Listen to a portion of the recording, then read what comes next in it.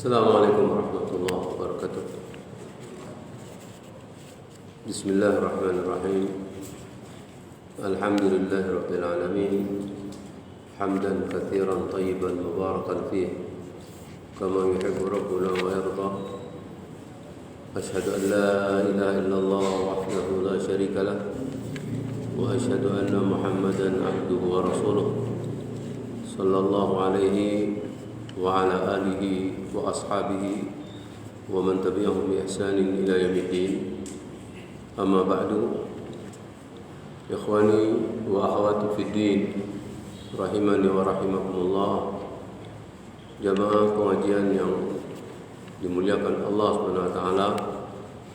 Alhamdulillah kita bersyukur kehadirat Allah Subhanahu wa taala pada sore hari ini kita bisa hadir di majelis ilmu, majelis yang mulia, majelis yang dimuliakan oleh Allah Subhanahu wa taala, dan harapan kita tentu kita ingin mendapatkan keutamaan yang sangat besar daripada kita menuntut ilmu. Sore hari ini kita insyaallah memulai kitab yang baru yang intinya adalah Adabul ilmi adabul alim wal muta'allim, di mana judul lengkapnya dari kitab ini yaitu Tadhkiratus Sami' wal Mutakallim fi Adabil Alim wal Muta'allim, yang disusun oleh Syekh Badruddin Ibnu Jama'ah rahimahullah.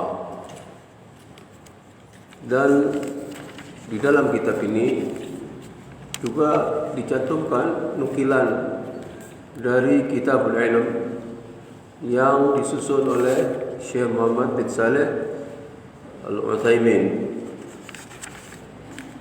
Sebagai muqaddimah yang disebutkan di dalam kitab ini, sebagaimana kebiasaan para ulama di dalam kitab-kitab mereka memulai dengan khutbatul hajah, sebagaimana yang biasa disampaikan oleh para khatib, yaitu dimulai dengan memuji Allah Subhanahu wa taala dengan kalimat yang sudah sering kali kita dengar, innal hamdalillah, sesungguhnya puji-pujian itu adalah milik Allah Subhanahu wa taala. Ini menunjukkan bahwa kita hendaknya selalu memuji Allah Subhanahu wa taala. Kita memujinya dan kita memohon pertolongan hanya kepada Allah Subhanahu wa taala. Wa nasta'inu, kita mohon pertolongan kepada Allah Subhanahu wa taala. Wa nastaghfiruh, dan kita juga memohon ampun kepada Allah Subhanahu wa taala untuk terus banyak istighfar. Karena tentunya kita sebagai manusia biasa yang tidak bisa lepas daripada khilaf, tidak lepas daripada dosa, yang tentunya hendaknya kita terus memohon ampunan kepada Allah Subhanahu wa taala. Makanya disebutkan di dalam zikir pagi dan zikir petang itu istighfar justru diajarkan sampai 100 kali dengan kalimat astaghfirullah wa atubu ilaih. Aku berlindung kepada Allah Subhanahu wa taala, aku memohon minta ampun kepada Allah dan bertaubat kepadanya. Wa nastaghfiruh wa na'udzu billahi min syururi anfusina, dan kami berlindung kepada Allah Subhanahu wa taala dari jeleknya atau dari buruknya jiwa kami. Artinya jiwa manusia itu bisa menjadi jiwa yang buruk, bisa menjadi jiwa yang baik. Sebagaimana Allah menyatakan fa'alhamaha fujuraha wa taqwaha. Allah Subhanahu wa taala mengilhamkan di dalam jiwa manusia itu jalan menuju kepada kedurhakaan dan jalan juga menuju kepada ketakwaan. Di dalam jiwa manusia itu diilhamkan oleh Allah Subhanahu wa taala kedurhakaan dan ketakwaan, sehingga tergantung kepada pemilik jiwa itu sendiri. Di dalam ayat yang lain juga Allah menyatakan wa hadainahu najdain, kami berikan petunjuk kepada manusia itu dengan dua jalan, jalan kebaikan dan jalan juga kejelekan. Setelah itu diserahkan oleh Allah Subhanahu wa taala kepada manusia. Manusia itu memilih yang mana? Seperti itu. Sehingga kita tentunya terus minta perlindungan Allah Subhanahu wa taala dari buruknya jiwa kita. Karena kita ini punya musuh yang ada di dalam diri kita masing-masing. Siapa musuh kita yang ada pada diri kita? Itu nafsu kita, hawa nafsu kita.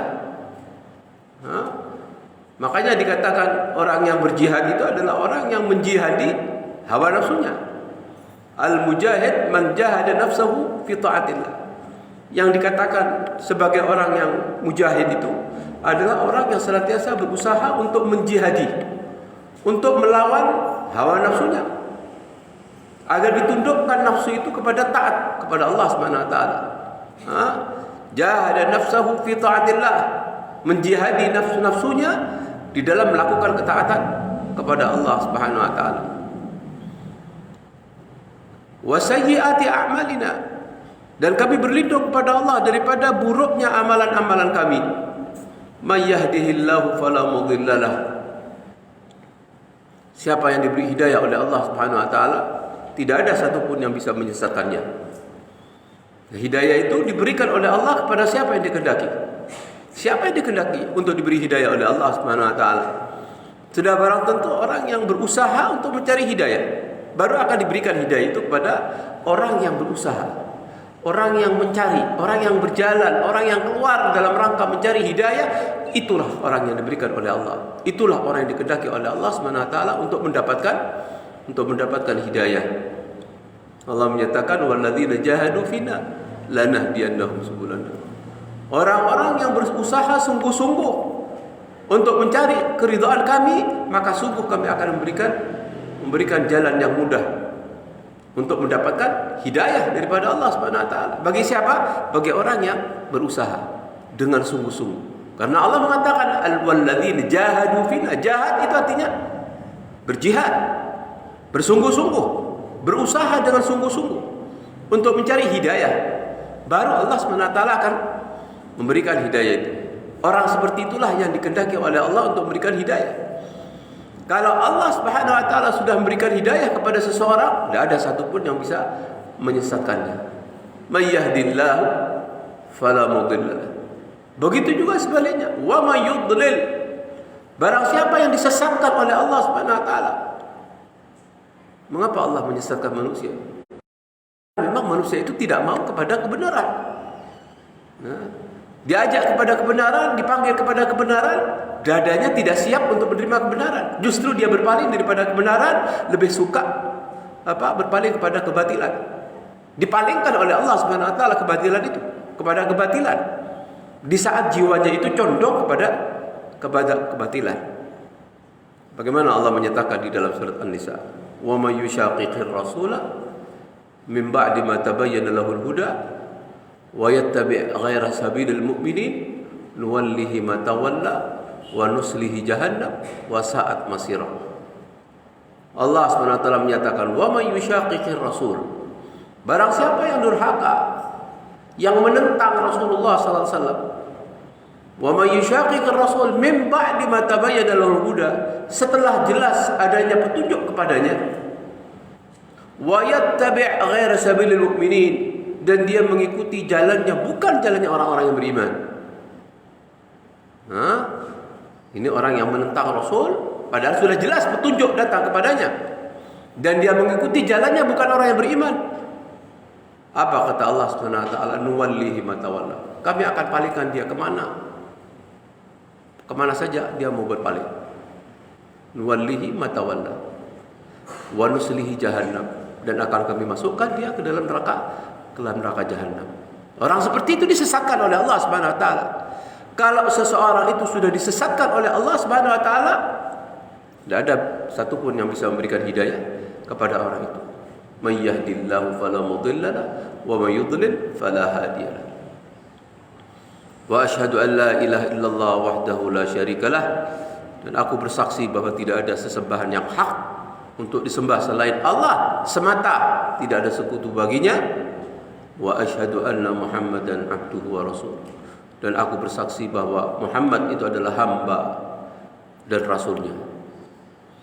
Kemudian setelah itu dilanjutkan dengan beberapa ayat Al-Quran yang merintahkan kita agar bertakwa kepada Allah Subhanahu wa taala.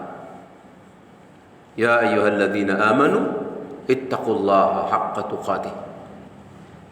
Yang dipanggil oleh Allah Subhanahu wa taala ada orang-orang yang beriman. Wahai sekalian orang yang beriman, bertakwalah kalian semua kepada Allah dengan sebenar-benarnya takwa. Dengan sebenar-benarnya takwa sebagaimana dijelaskan oleh sahabat Ibnu Mas'ud, yaitu hendaknya dia selalu mentaati Allah, tidak mendurhakai. Selalu dia ingat kepada Allah, tidak melupakannya. Selalu dia zikir, selalu dia bersyukur kepada Allah dan tidak mengkufurinya. Ini penafsiran daripada sahabat Ibnu Mas'ud. Haqqa tuqatih itu adalah ada 3 poin. Yang pertama, ayyuzkar fala yunsa. Hendaknya dia selalu ingat kepada Allah Subhanahu wa taala dan tidak melupakannya. Dan selalu taat kepada Allah, tidak mendurhakainya. Dan selalu bersyukur kepada Allah Subhanahu wa taala, tidak mengkufurinya. Itu makna daripada haqqa tuqatih. Kemudian setelah itu Allah melarang kita untuk meninggalkan dunia kecuali dalam keadaan berpasrah diri kepada Allah Subhanahu wa taala. Wala tamutunna illa wa antum muslimun. Janganlah sekali-kali kalian semua meninggalkan dunia ini kecuali kalian sudah dalam keadaan muslim. Orang betul-betul menyerah, tunduk, patuh kepada syariat Allah Subhanahu wa taala. Artinya kita diperintah agar supaya kita terus istiqamah di atas ketaatan kepada Allah Subhanahu wa taala sampai mati. Illa wa antum muslimun. Kemudian dilanjutkan dengan surat An-Nisa ayat 1. Ya ayuhan nas ittaqu rabbakumul ladzi khalaqakum min nafsin wahidah. Wahai sekalian manusia, bertakwalah kalian semua kepada Rabb kalian yang telah menciptakan kalian dari diri yang satu, min nafsin wahidah. Wa khalaqa minha zawjaha. Dialah Allah Subhanahu wa taala yang telah menjadikan daripadanya yaitu pasangannya. Jadikan istrinya, wa batha minhuma rijalan katsira, dan Allah Subhanahu wa taala perkembangbiakan laki-laki dan perempuan yang banyak. Setelah itu diperintahkan lagi untuk bertakwa kepada Allah. Wattaqullah alladzi tasaalun bihi wal arham. Dan bertakwalah kalian semua kepada Allah Subhanahu wa taala yang dengannya kalian saling meminta, dan wal arham, dan peliharalah hubungan silaturahim. Innallaha kana 'alaikum raqiba. Sesungguhnya Allah Subhanahu wa taala atas kalian menjaga dan selalu mengawasi.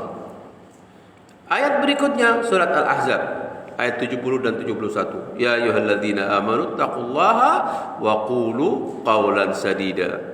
Wahai sekalian orang beriman, bertakwalah kalian semua kepada Allah dan berucaplah dengan ucapan yang benar. Ini diperintahkan oleh Allah Subhanahu wa taala. Orang yang bertakwa hendaknya dia tidak menggunakan lesannya kecuali digunakan untuk perkara-perkara yang diridhoi oleh Allah Subhanahu wa taala. Wa qulu qawlan sadida. Jaminan Allah apa? Yuslih lakum a'malakum. Niscaya Allah Subhanahu wa taala akan memperbaiki amalan-amalan kamu.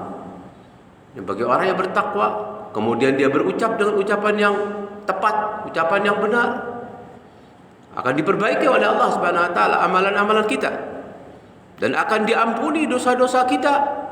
Wa may yuti'illah wa rasulahu faqad faza fawzan 'azima.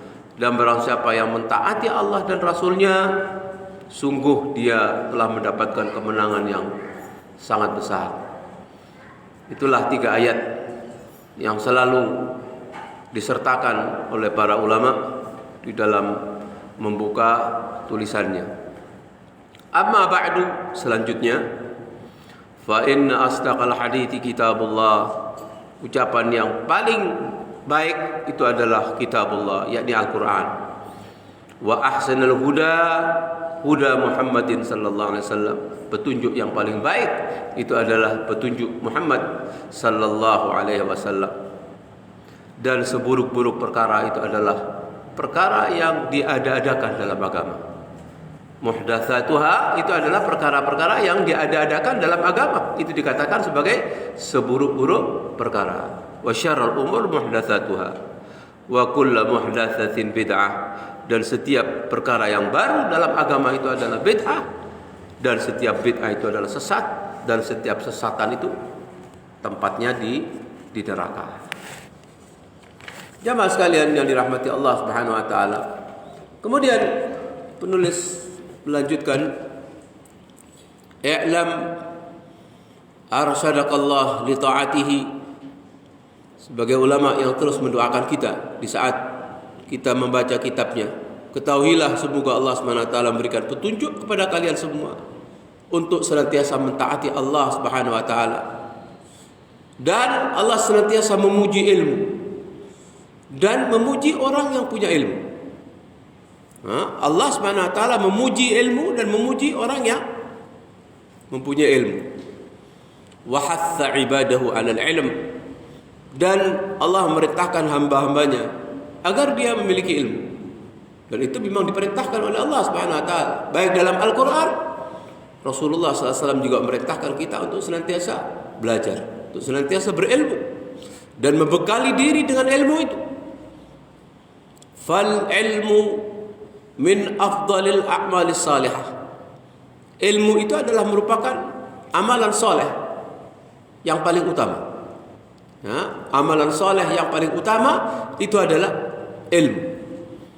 Siapa yang tidak ingin melakukan amalan yang paling utama? Tentu semua kita sebagai orang yang beriman, orang yang bertakwa kepada Allah Subhanahu wa taala, ingin menjadi orang yang senantiasa memiliki amalan soleh yang paling utama, yaitu ilmu. Karena tanpa ilmu sungguh amalan itu tidak akan menjadi amalan soleh. Amalan itu dikatakan sebagai amalan yang soleh kalau didasari dengan ilmu. Kalau tidak didasari dengan ilmu, maka amalan itu tidak dikatakan sebagai amalan yang soleh. Dan amalan soleh yang paling utama itu adalah ilmu. Wa kama anna al-amal salih la yakunu salihan illa bitawaffuri syurutihi wa arkanihi allati yuqbal biha 'inda Allah azza wa jalla. Sebagaimana amalan saleh itu tidak akan menjadi sebagai amalan yang saleh, atau sebagaimana amalan itu tidak menjadi sebagai amalan yang saleh kecuali memenuhi syarat-syarat dan memenuhi rukun-rukunnya, yang dengannya Allah Subhanahu wa taala akan menerima amalan seorang hamba. Amalan seorang hamba itu baru akan diterima oleh Allah Subhanahu wa taala kalau didasari dengan ilmu. Kalau didasari dengan ilmu, dan kewajiban seorang hendaknya betul-betul memperbaiki niat di saat dia menuntut ilmu dan berharap pahala dari Allah Subhanahu wa taala. Yang pertama, tashihun niyah, meluruskan niat. Jangan kita belajar, jangan kita berusaha untuk mendapatkan ilmu dengan niat-niat yang lain. Niatkan dalam rangka untuk mencari ridha Allah Subhanahu wa taala. Dan memang dari semua amalan-amalan kebaikan yang kita lakukan, termasuk juga amalan-amalan ibadah yang kita lakukan, hendaknya diniatkan semuanya dalam rangka untuk mencari keridhaan Allah Subhanahu wa taala. Bukan ingin mendapatkan pujian, bukan ingin mendapatkan keduniaan, tapi ingin mendapatkan keridhaan Allah dan ingin mendapatkan pahala daripada Allah Subhanahu wa taala.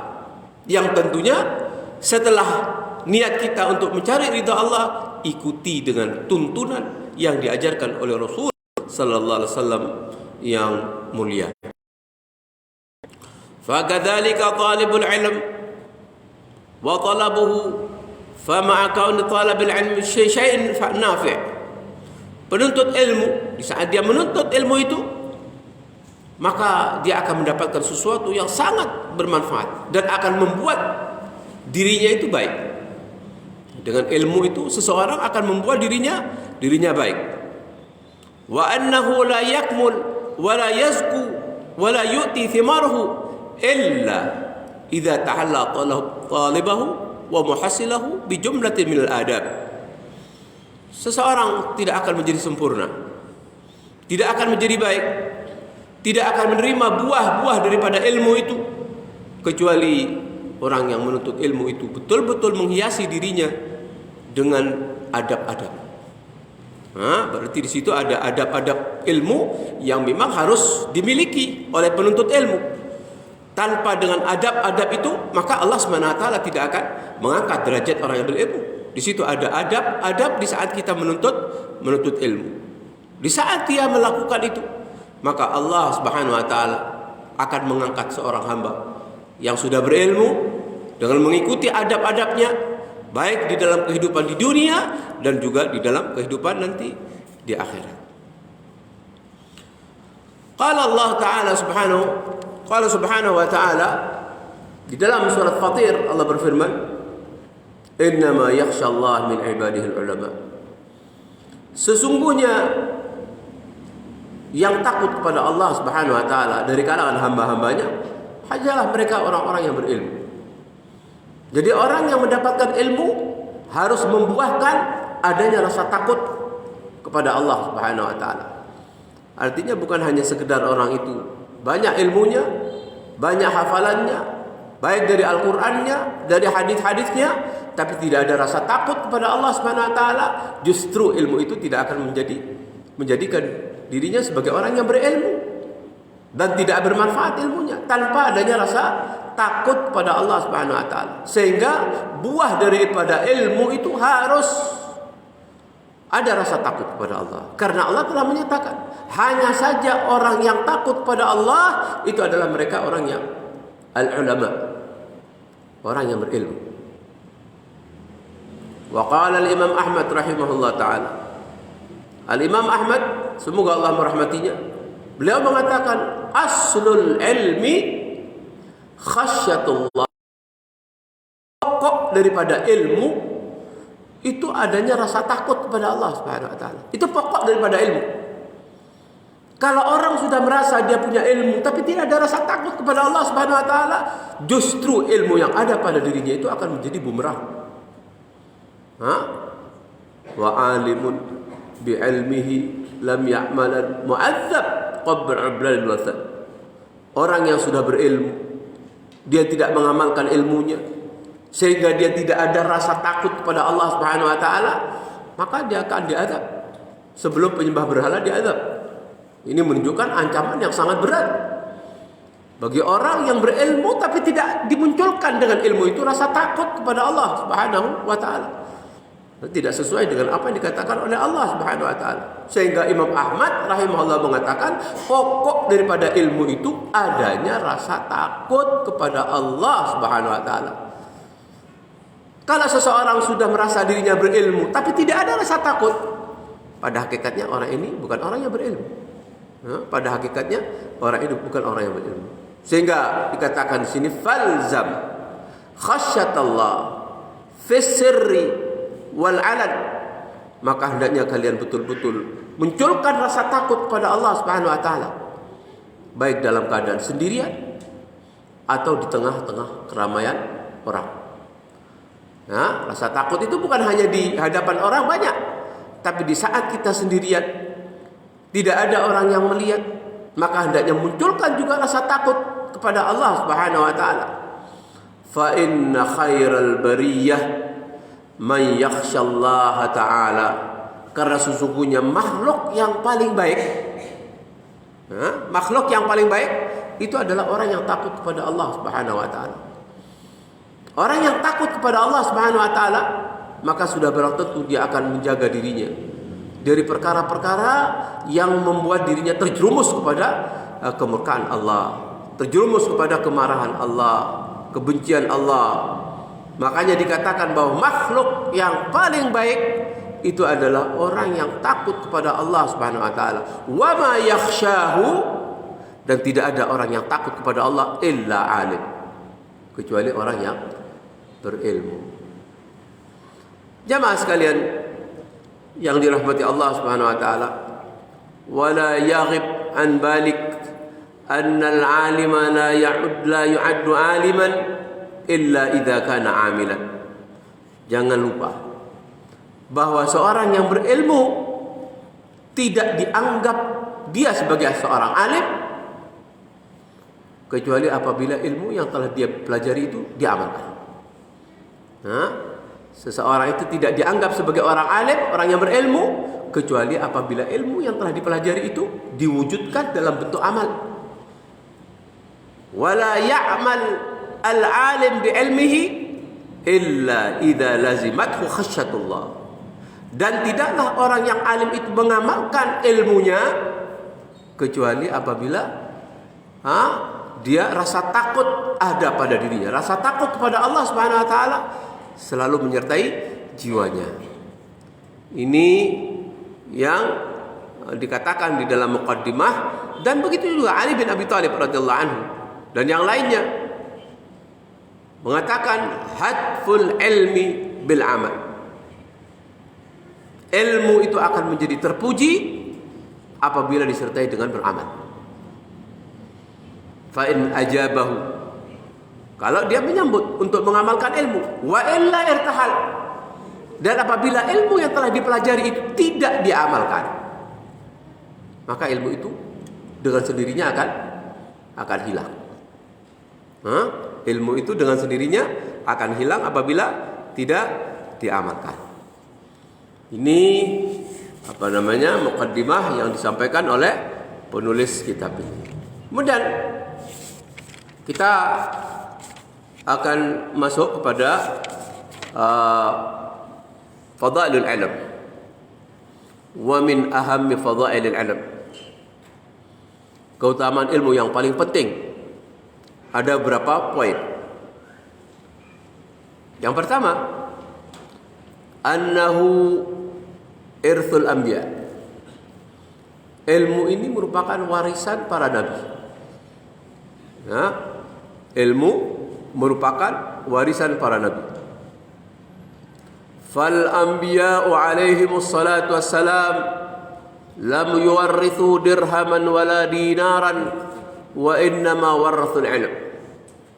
Para nabi alaihimus salatu wassalam, mereka tidak mewariskan harta kekayaan kepada umatnya, tidak mewariskan dinar, tidak mewariskan dirham, akan tapi yang diwariskan oleh para anbiya itu adalah al-ilm. Mereka mewariskan ilmu. Oleh karena itu, barang siapa yang mengambil ilmu itu, faqad akhadha bihadzdin wafir, sungguh dia telah mengambil bagian yang banyak. Dia telah mengambil bagian yang banyak dari apa? Min irthil anbiya, dari warisan para nabi. Kalau kita berusaha untuk ingin mendapatkan warisan para nabi, ya tentunya harus terus belajar, mempelajari ilmu. Dikatakan di sini fa antal an fil qarnil khamis asyar. Kita sekarang berada di abad yang ke-15. Idza kunta min ahli al-ilm tarithu Muhammadan sallallahu alaihi wasallam wa hadha min akbaril fadail. Kalau kamu ingin menjadi orang yang berilmu, dikatakan sebagai orang yang alim, maka tentunya kamu hendaknya mengambil warisan dari Muhammad sallallahu alaihi wasallam, wa hadza min akbaril fadail, dan ini termasuk keutamaan yang paling besar.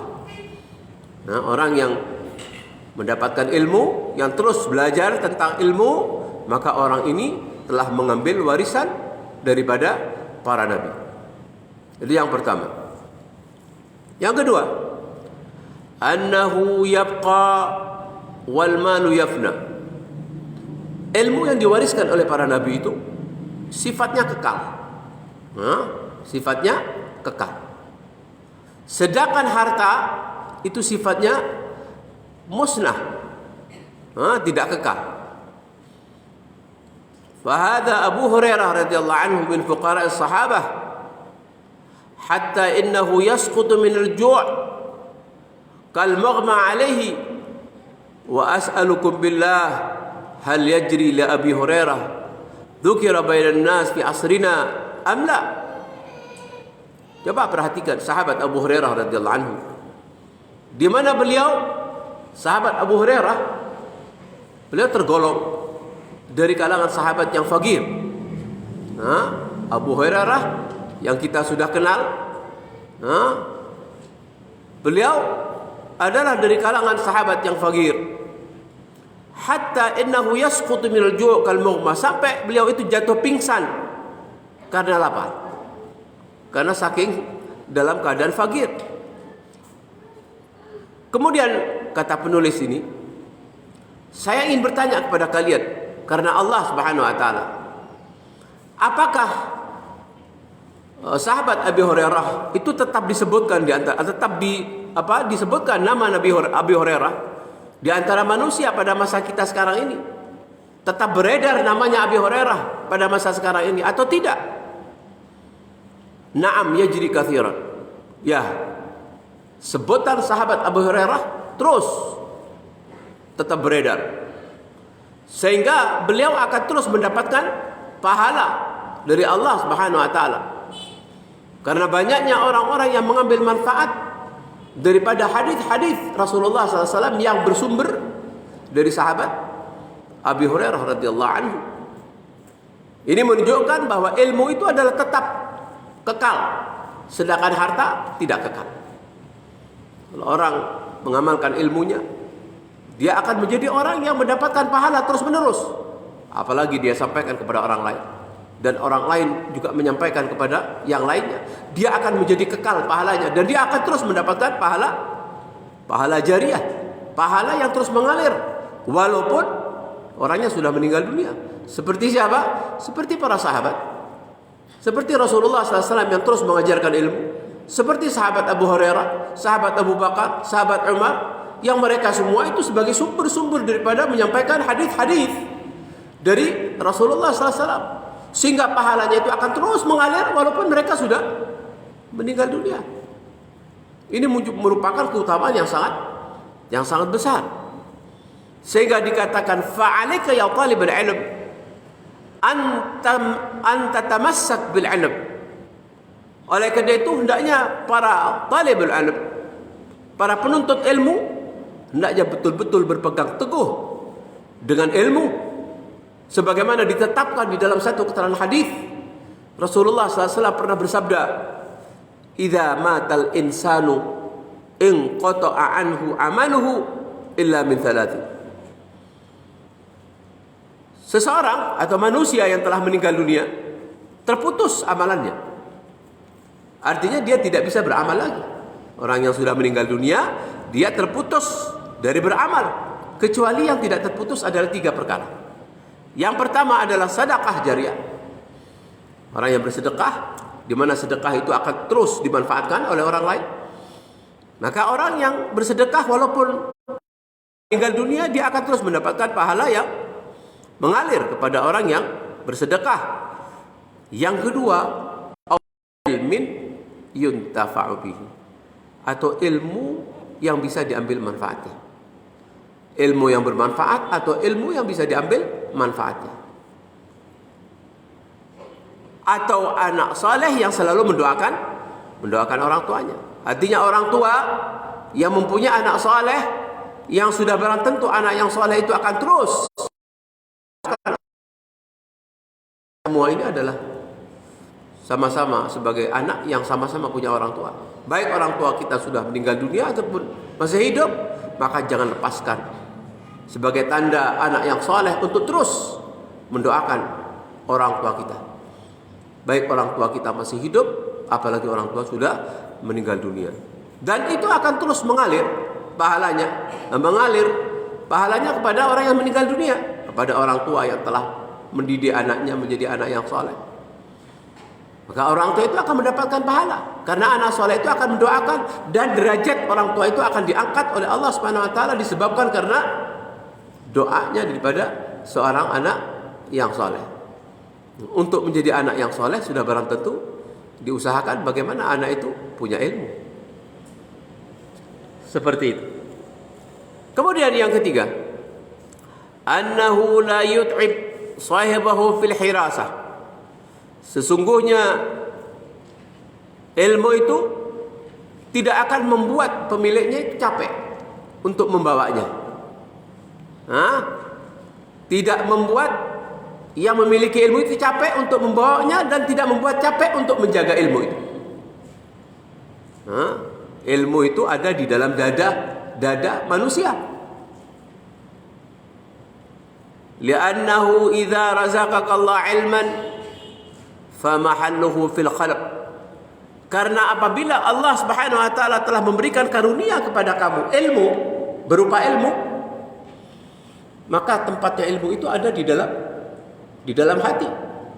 Artinya ilmu itu tidak bisa dicuri oleh orang lain. Nah, karena ada di dalam hati, ilmu itu tidak bisa dicuri dan tidak berat untuk dibawanya. La yahtaju ila sanadiq aw mafatih aw ghairiha. Ilmu itu tidak butuh kepada tempat-tempat tertentu untuk ditempatkan ilmu itu di dalamnya. Tidak butuh kepada peti, tidak butuh kepada kunci-kunci atau yang lainnya. Karena apa? Huwa fil qalbi mahrusun. Karena ilmu itu tertanam di dalam hati dan terjaga. Nah, tertanam dan terjaga.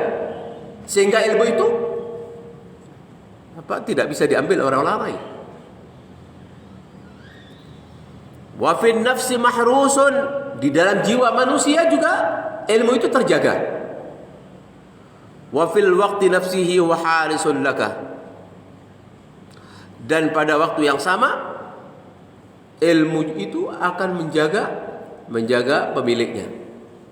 Jadi seseorang itu akan dijaga oleh ilmunya. Ya. Seseorang apabila dia berilmu, maka ilmu itu akan menjaga orang yang berilmu itu.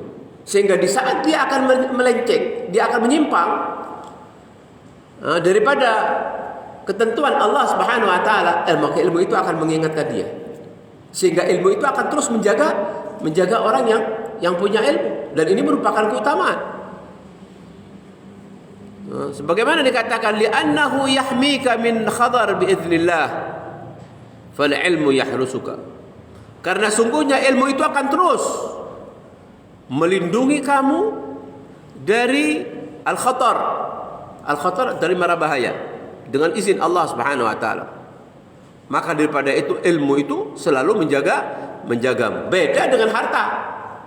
Walakin al-mal anta tahrusu. Tapi kalau harta, kamu yang menjaganya. Kalau ilmu yang menjaga dirimu. Tapi kalau harta yang kamu harus menjaganya. Taj'aluhu fi sanadiq, sehingga harus kamu simpan di tempat-tempat yang aman, di peti-peti dalam keadaan yang terkunci, wara al-aghlaq, peti-peti yang dikunci. Wa ma'a dzalika takunu ghairu mutmainnin alaihi. Namun walaupun begitu, orang yang memiliki harta yang sudah ada di dalam peti yang sudah terkunci, dia masih ada rasa khawatir jangan-jangan peti itu diambil orang. Ini bedanya antara orang yang punya ilmu dengan orang yang punya harta. Orang yang punya ilmu itu ilmu selalu menjaga dirinya, maka orang itu menjaga hartanya. Sehingga walaupun harta itu sudah berada di tempat yang terkunci, dia masih ada rasa khawatir. Beda dengan orang yang berilmu. Orang yang berilmu, dia merasa tenang dengan ilmunya. Karena tidak mungkin ada bisa orang lain yang mengambilnya. Karena ilmu itu ada di dalam hati. Sehingga seseorang membawa ilmu itu tidak merasa capek. Beda dengan orang yang punya harta. Orang yang punya harta itu adalah orang yang menjaga harta itu terus. Bahkan walaupun dijaga, dia khawatir jangan-jangan harta itu lepas daripada dirinya. Namun tidak berarti kita tidak butuh kepada harta. Kita butuh kepada harta. Siapa tidak butuh kepada fulus? Semua kita butuh kepada harta. Ya, tapi harta untuk akhirat. Harta yang kita peroleh, harta yang kita usahakan, yaitu untuk kepentingan agama, untuk kepentingan akhirat. Baru itu akan menjadi harta yang bermanfaat. Annal insana yatawassalu bihi ila an yakuna minasyuhada'i 'alal haqq. Bahwasanya ilmu itu akan mengantarkan seseorang untuk menjadi saksi terhadap hak. Menjadi saksi terhadap kebenaran dengan ilmu yang telah dia miliki.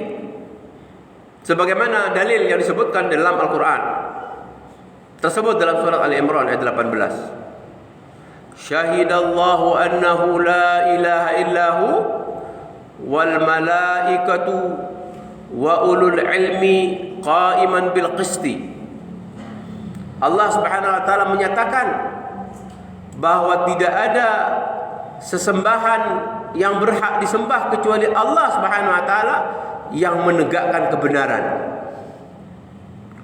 Dan juga yang menyatakan demikian itu ada al-malaika wa ulul ilm, termasuk juga para malaikat dan orang-orang yang berilmu.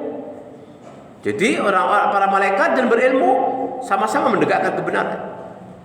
Di situ dikatakan wa ulul ilmi, dan orang-orang yang memiliki ilmu menyatakan demikian juga. Jadi yang pertama, Allah Subhanahu wa taala menyatakan bahwa tidak ada sesembahan yang hak untuk disembah kecuali Allah yang menegakkan kebenaran, dan yang menyatakan demikian itu juga para malaikat dan orang-orang yang memiliki ilmu. Ini menunjukkan ulul ilmi adalah mempunyai keutamaan yang sangat besar. Karena apa? Karena mereka juga disandingkan. Yang pertama Allah menyatakan, kemudian para malaikat dan orang-orang yang berilmu juga menyatakan dan juga menegakkan kebenaran. Fahal qala ulul mal? Apakah Allah Subhanahu wa taala mengatakan di dalam ayat itu orang yang punya harta yang menegakkan kebenaran? Tidak. Di dalam ayat itu Allah tidak mengatakan wa ulul mali, tidak. Tapi yang dijelaskan oleh Allah Subhanahu wa taala wa ulul ilmi qa'iman bil qisti. Orang-orang yang berilmu, merekalah orang-orang yang menegakkan kebenaran. Oleh karena itu, cukup bagi orang yang berilmu itu merasa fakhran, merasa bangga. Karena apa? Karena dia punya keutamaan yang luar biasa, disandingkan oleh Allah Subhanahu wa taala dengan para malaikat yang sama-sama menyatakan bahwa tidak ada sesembahan yang hak untuk disembah kecuali Allah. Para malaikat menyatakan demikian, para orang yang punya ilmu juga menyatakan demikian, sehingga digandingkan antara para malaikat dengan ulul ilmi. Ini menunjukkan besarnya keutamaan orang yang punya ilmu. Ya talibal ilm, wahai para penuntut ilmu, antakuna mimman syahidallah annahu la ilaha illahu, hendaknya kamu menjadi sebagaimana yang dijelaskan oleh Allah Subhanahu wa taala bahwa tidak ada sesembahan yang hak untuk disembah kecuali Allah, yang menegakkan kebenaran bersama dengan para malaikat yang juga memberikan kesaksian akan keesaan Allah Subhanahu wa taala dan orang-orang yang berilmu. Nah, ini menunjukkan orang yang berilmu itu punya keutamaan yang sangat besar. Dia bersaksi menyatakan bahwa tidak ada sesembahan yang hak untuk disembah kecuali Allah, dan merekalah itu juga yang menegakkan kebenaran. Kemudian anna ahlal ilmi huwa ahadu sinfai wulatil amr, bahwa orang-orang yang berilmu dia itu adalah orang yang memiliki salah satu jenis wulatil amr, termasuk penguasa. Alladzi amara Allah bi ta'atihim, di mana Allah Subhanahu wa taala memerintahkan agar mentaati mereka, orang-orang yang berilmu itu, penguasa itu. Sebagaimana Allah menyatakan, ya ayyuhalladzina amanu atii'ullaha wa atii'ur rasul wa ulil amri minkum, wahai sekalian orang yang beriman, taatilah Allah, taatilah Rasul dan ulil amri minkum, dan orang-orang yang memerintah kalian semua. Kata ulil amri di sini, wulatul umur, ini mencakup penguasa, mencakup al-hukam, pemerintah, dan termasuk juga wal ulama, termasuk juga para ahli ilmu, wa talabul ilm, termasuk juga para penuntut ilmu.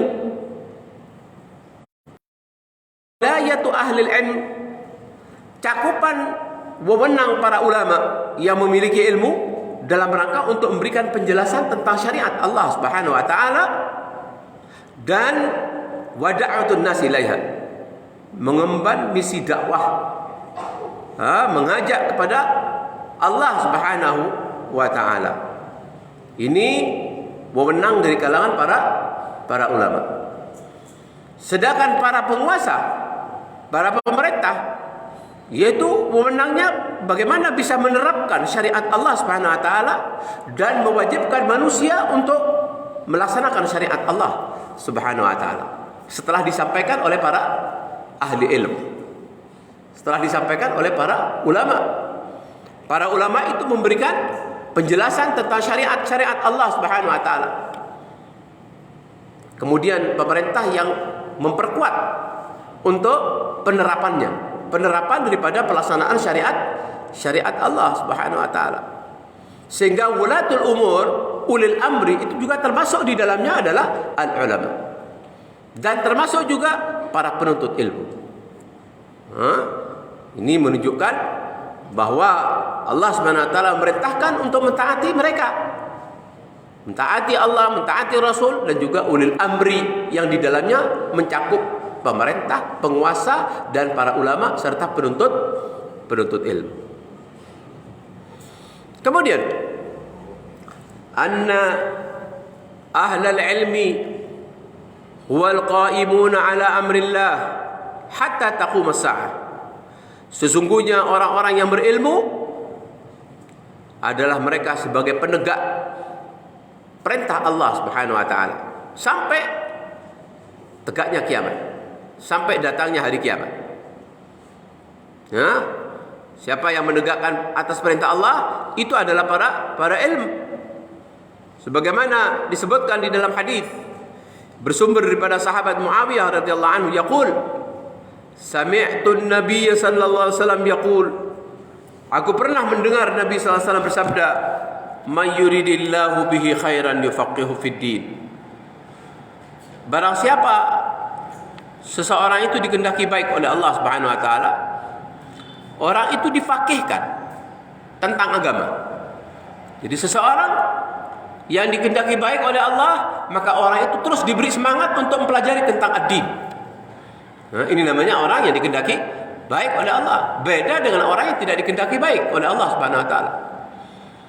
Kalau seseorang itu tidak dikehendaki baik oleh Allah Subhanahu wa taala, orang itu dibuat malas untuk belajar tentang ad-din. Ya, paling dia bersemangat untuk mempelajari tentang ilmu-ilmu yang sifatnya urusan dunia, tapi bodoh tentang urusan agama. Justru orang seperti itu termasuk orang yang dibenci oleh Allah Subhanahu wa taala. Wal iyad billah.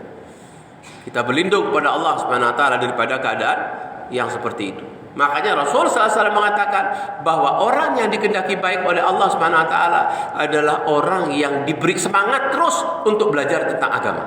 Sehingga orang ini menjadi faqih, menjadi paham tentang din.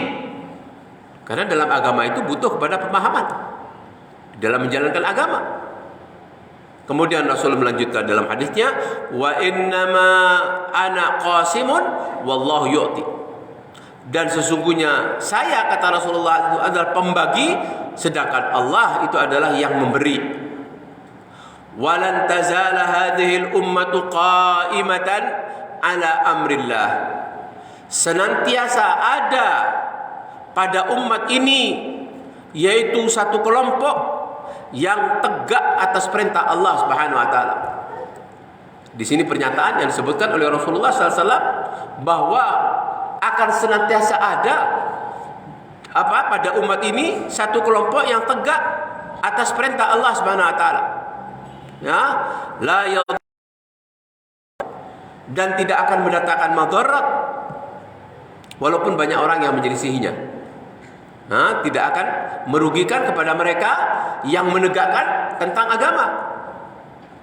Hatta ya'ti amrullah, sehingga datang keputusan Allah Subhanahu wa taala. Artinya di dalam kehidupan ini pasti ada kelompok yang terus menyuarakan Islam, dan itu tidak akan pernah habis sampai hari kiamat. Sampai hari kiamat. Dan ini merupakan jaminan karena sudah disebutkan oleh Rasulullah SAW bahwa akan senantiasa ada satu kelompok yang terus tampil di dalam mensyiarkan agama dan tidak akan membahayakan kepada mereka yang menjalankan syariat agama itu, walaupun banyak orang yang menyelisihi mereka. Tidak akan mendatangkan madarat, tidak akan membahayakan kepada mereka orang-orang yang tidak mau menerima kepada syariat agama tidak akan membahayakan kepada mereka. Karena apa? Karena mereka dijaga oleh Allah Subhanahu wa taala sampai datang keputusan Allah Subhanahu wa taala.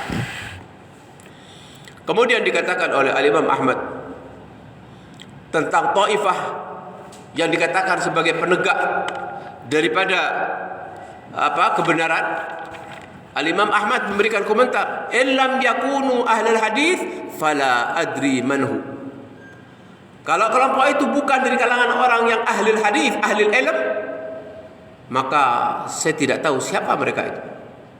Artinya dari kalangan orang yang tegak di dalam menegakkan kebenaran itu adalah kelompok ahli ilm, orang-orang yang berilmu, yang senantiasa menegakkan kebenaran, yang senantiasa menyampaikan syariat Allah Subhanahu wa taala. Itu dikatakan oleh Imam Ahmad adalah ahlul hadis. Dan begitu juga dikatakan oleh Qadhi Iyad rahimahullah. Yang dimaksudkan oleh Imam Ahmad yang dikatakan ahlul hadis itu adalah mereka ahlus sunnah. Wa man ya'taqid madhhab al hadis, dan orang-orang yang meyakini tentang mereka itu. Kemudian yang terakhir, ya, sampai poin yang ketujuh dulu. Anna Rasul alaihi salatu wassalam lam yarghab ahadan an yaqbita ahadan ala syai'in min an-ni'am allati an'ama Allah biha illa ala ni'mataini. Kata Rasul sallallahu alaihi wasallam bahwa Rasulullah sallallahu alaihi wasallam tidak mendorong seseorang, tidak memberikan motivasi kepada seseorang agar dia iri kepada orang lain, kecuali atas dua nikmat. Kecuali atas dua nikmat yang diberikan oleh Allah Subhanahu wa taala. Yang pertama, yang boleh kita sikapi dengan iri atas nikmat yang Allah berikan, yang pertama talabul ilm wal amal bihi. Iri terhadap orang yang menuntut ilmu dan mengamalkan ilmunya. Kita boleh iri kepada orang yang bersemangat di dalam menuntut ilmu dan dia juga bersemangat di dalam menuntut ilmu, semangat di dalam mengamalkan ilmunya.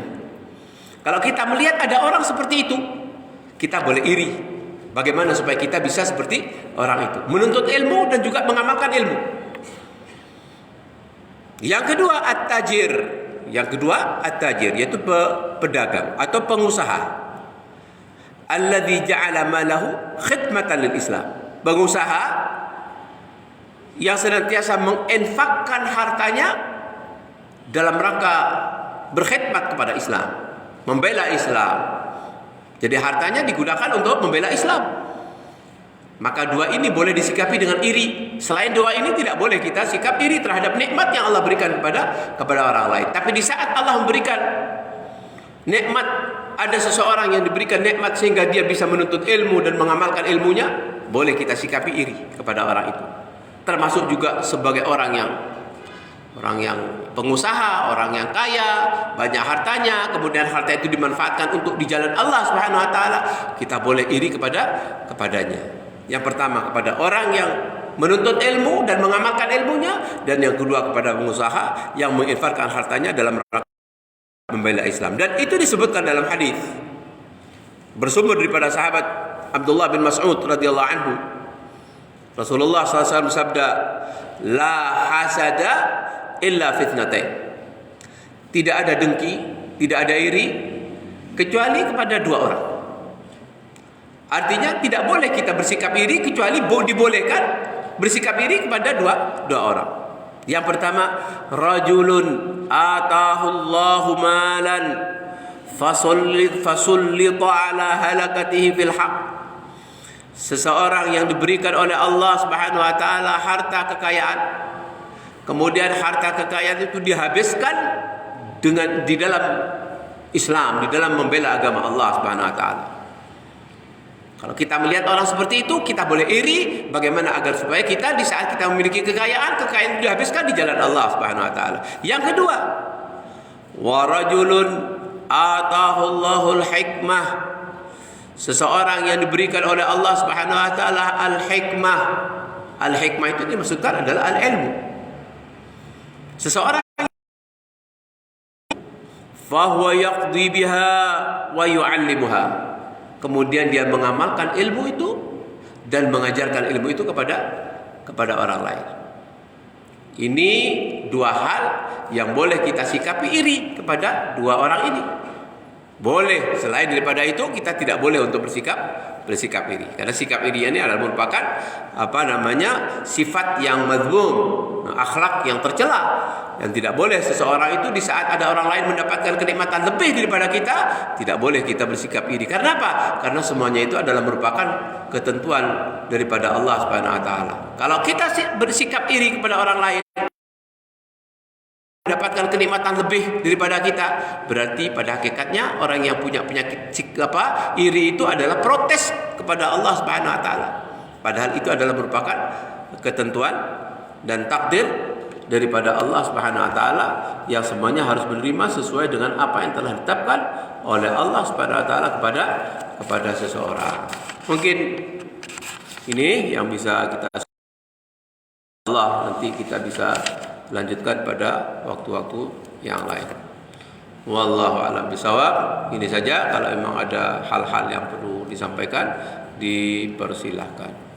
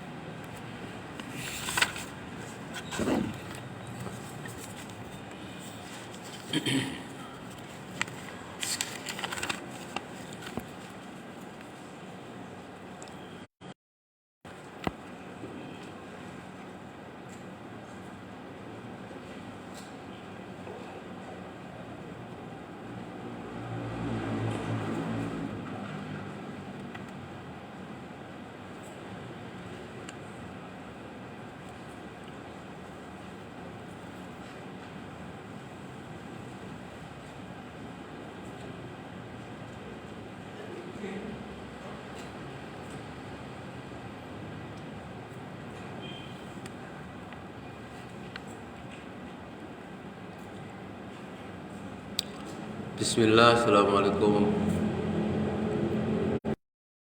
warahmatullahi wabarakatuh.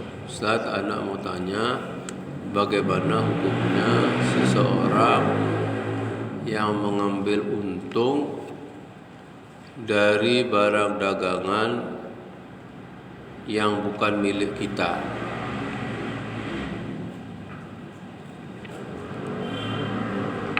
Misalnya si A ingin membeli barang dagangan milik si B, gitu ya.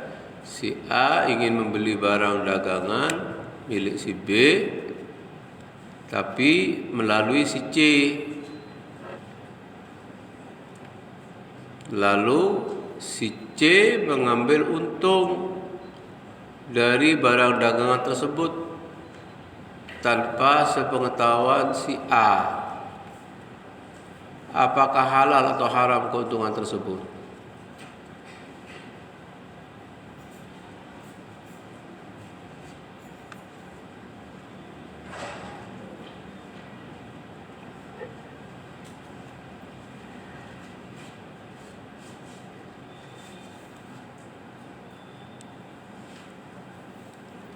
Si A ingin membeli barang dagangan si B, tapi melalui si C. Lalu si C mengambil untung dari barang dagangan tersebut tanpa sepengetahuan si A. Tak boleh. Ya, ini si A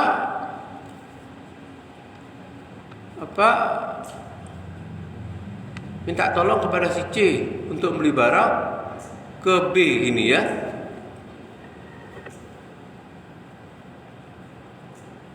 Jadi sifatnya akan minta bantuan si A itu kepada C untuk membeli barang dagangannya si B.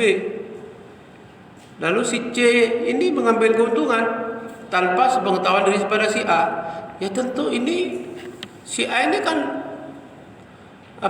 ini kan amanah namanya seperti ini. Kalau mengambil keuntungan berarti namanya ini berkhianat. Berkhianat kepada si A. Jadi sudah barang tentu keuntungannya itu jelas tidak dibenarkan. Keuntungannya itu haram. Karena apa? Karena dia telah berkhianat kepada si A. Si A hanya minta tolong kepada B untuk membeli barang, minta tolong kepada C agar memberikan barangnya si B. Nah, tidak boleh kemudian dia mengambil untung. Dia hanya sekedar membantu kepada si A untuk memberikan barang yang ada pada B. Tidak boleh kemudian si B itu mengambil keuntungan daripada si C tanpa pengetahuan daripada si A.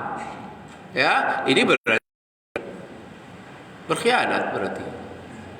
Sementara A ini sudah percaya kepada C untuk membelikan barang yang ada, tidak tahunya si B ini mengambil untung.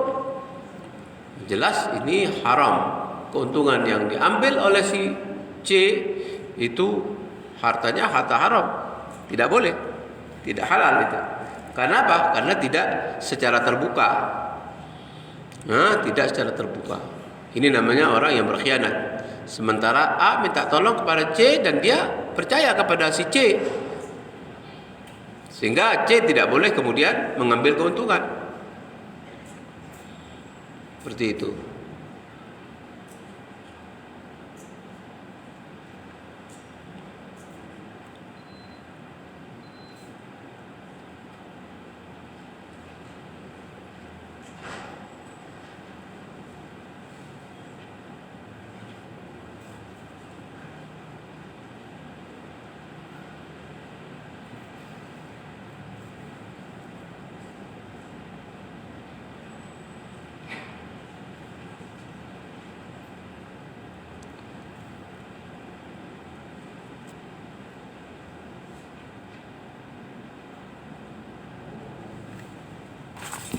Wallahu a'lam bishawab.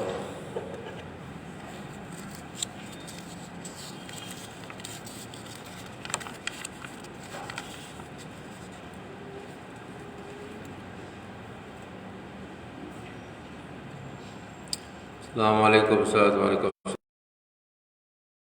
Bertanya di luar tema, kapan seseorang wajib mengeluarkan zakat mal? Jazakallah khair. Kalau orang itu sudah memiliki, sudah sampai nisabnya dan sudah dimiliki harta itu 1 tahun. Nisabnya itu 85 gram emas. Seseorang yang memiliki harta senilai 85 gram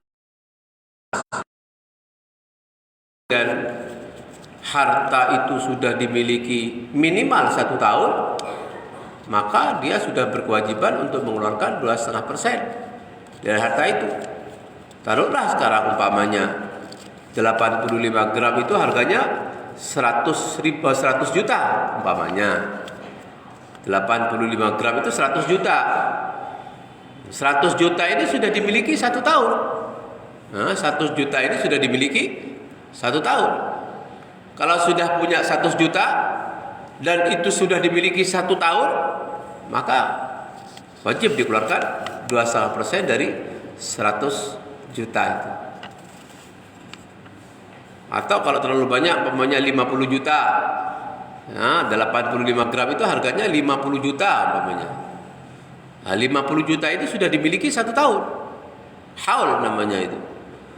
Berarti dia wajib untuk mengeluarkan 2,5% daripada 50 juta. Kalau kurang daripada itu, kurang daripada uang senilai 85 gram, maka dia tidak wajib.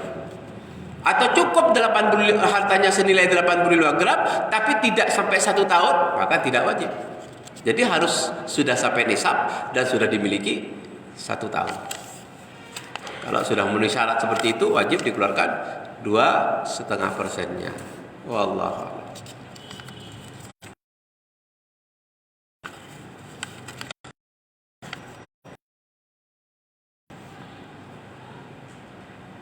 Apakah orang yang apabila kita iri kepada mereka terkait dua perkara yang telah disampaikan Ustaz akan berpotensi terkena penyakit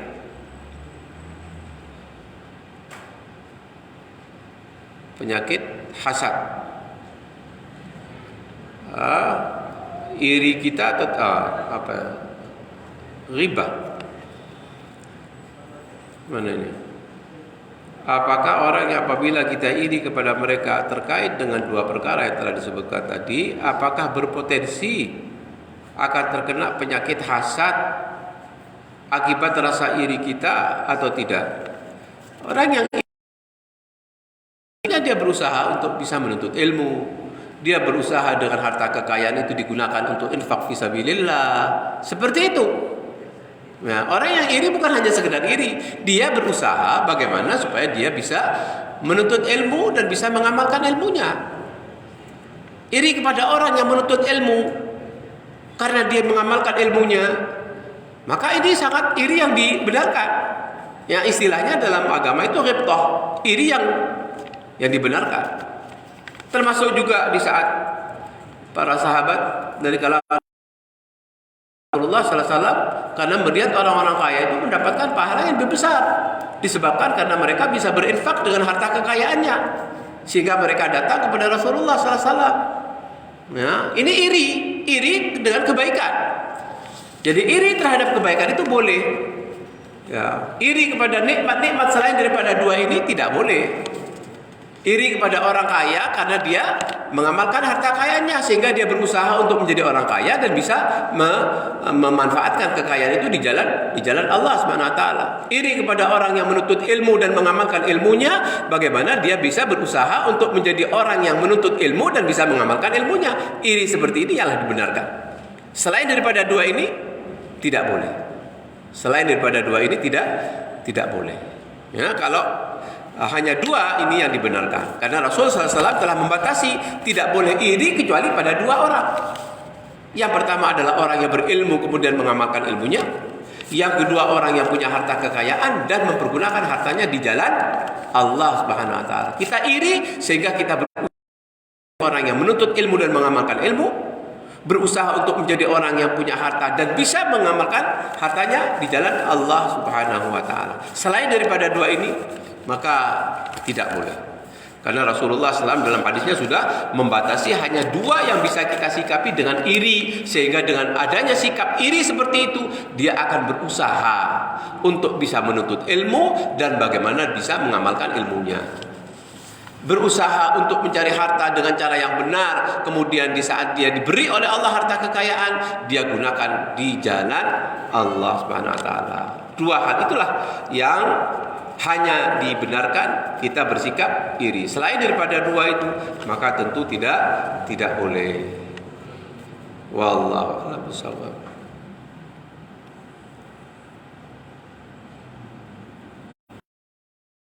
Ustaz, saya pernah mendengar bahwa sebelum berilmu penting sekali untuk beradab. Kenapa Ustaz tidak membahas adab? Ya, ini belum sampai ya, nanti insyaallah. Pada waktunya nanti sampai pada masalah adab-adab berilmu. Ya, ini sementara masih membicarakan tentang keutamaan ilmu. Di dalam kitab ini diawali dengan pembahasan tentang keutamaan ilmu. Kemudian nanti ada adab thalibil ilm. Ada ya tentang adab-adab penuntut ilmu. Insyaallah nanti akan sampai juga pada gilirannya. Ini sementara masih membahas tentang keutamaan ilmu. Wallahu a'lam bishawab. Mungkin ini yang bisa disampaikan. Semoga apa yang disampaikan bermanfaat. Oh, ini masih ada. Tinggal satu ya.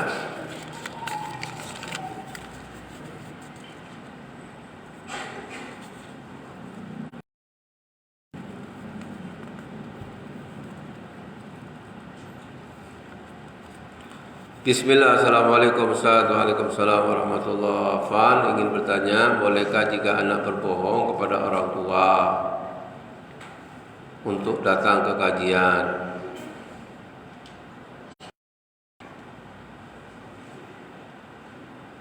Maksudnya apa? Berbohong kepada orang tua untuk datang ke kajian. Apa kalau datang ke kajian tidak boleh apa gitu? Jika tidak boleh, apa yang harus anak lakukan agar diizinkan ke kajian? Jazakallah. Ya beritahukan terus terang kalau mau hadir ke kajian. Kenapa? Apa sama orang tua tidak boleh ya? Beritahukan kita mau belajar agama, belajar din, belajar ilmu din. Masa tidak boleh? Insya Allah boleh. Terus terang saja. Ya. Tidak usah bohong. Kenapa harus bohong? Beritahukan terus terang bahwa akan datang ke kajian.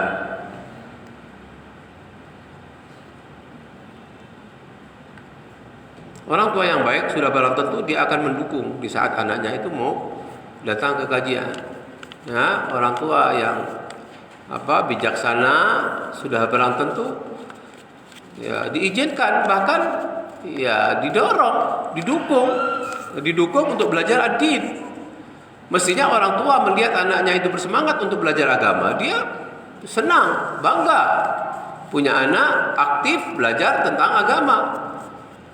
Karena itulah yang akan menjadi anak yang baik, anak yang soleh, yang tentunya orang tua itu juga akan mendapatkan kebaikannya nantinya.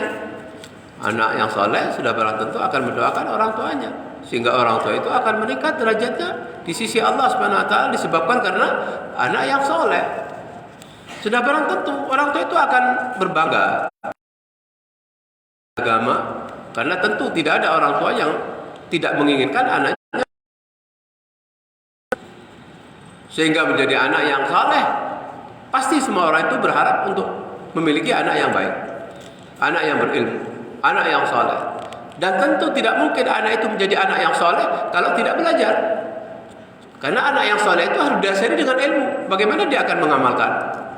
Dengan pengamalan yang benar, dengan pengamalan yang baik, tanpa ilmu tidak mungkin. Yang baik itu akan mendukung di saat anaknya minta izin untuk datang ke pengajian, pasti akan mendukung. Seperti itu. Karena kewajiban menuntut ilmu itu kepada semuanya, orang tua, pada anak, laki-laki, perempuan, orang kaya, orang miskin, pejabat, rakyat biasa, semuanya itu diwajibkan untuk menuntut ilmu. Bapak Allah telah menyatakan dalam Al-Quran, Rasulullah SAW juga merintahkan di dalam hadisnya. Rasul mengatakan, talabul ilmi fardhun ala kulli muslim. Muslim itu wajib. Muslim siapa saja, baik itu orang tua, anak, ya, sahabat, rakyat biasa, semuanya diwajibkan oleh Allah Subhanahu wa taala. Sehingga semuanya itu harus belajar mestinya. Tidak ada pengecualian. Semua yang mengaku muslim wajib untuk belajar tentang agama. Bagaimana dia akan menjalankan agama dengan baik dan benar tanpa didasari dengan ilmu? Bagaimana dia akan menjadi orang yang berilmu tanpa belajar? Seperti itu. Jadi beri pengertian kalau tidak dibolehkan oleh orang tua untuk hadir ke pengajian. Diberi pengertian dengan bahasa yang lembut, bahasa yang baik, bukan bukan dengan cara menggurui kepada orang tua. Ya beritahukan. Kalau perlu orang tuanya minta antar ke orang tua, dan orang tuanya kalau perlu suruh duduk juga menghadiri pengajian. Karena semuanya itu wajib untuk belajar. Semua kita sebagai muslim wajib untuk belajar. Bukan kalau orang tua tidak wajib belajar. Tidak, semua itu wajib. Orang tua kan wajib menjalankan agama. Wajib dalam menjalankan agama itu dengan benar. Bagaimana di saat menjalankan agama tanpa ilmu akan menjadi orang menjalankan agama secara benar? Tidak mungkin. Makanya harus didasari dengan ilmu. Semuanya wajib. Kalau perlu diajak orang tuanya dan diminta untuk belajar juga. Wallahu a'lam bishawab. Mungkin ini yang bisa disampaikan, semoga bermanfaat. Akhirnya kita tutup dengan kafaratul. Subhanakallahumma wa bihamdika asyhadu an la ilaha illa anta astaghfiruka wa atubu ilaik. Wassalamualaikum warahmatullahi wabarakatuh.